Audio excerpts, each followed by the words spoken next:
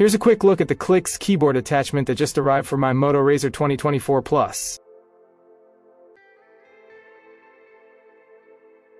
Back of the box says it supports keyboard shortcuts, which I love from back in the Blackberry days. Also, the backlit keys are a plus. Let's get this open.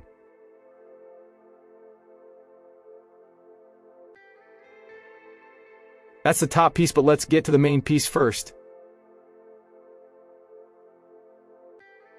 Everything so far looks to be high-quality materials. Nice felt backing.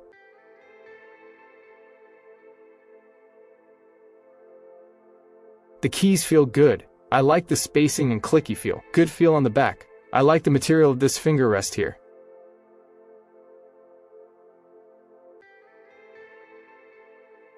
This is the top piece. There's some cushioning material here. Now let's get it on the phone. Just like the instructions said, slide it in at an angle. The fit is firm and solid with no slop.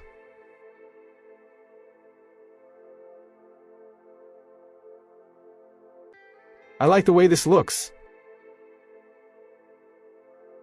Totally changes the profile of the phone.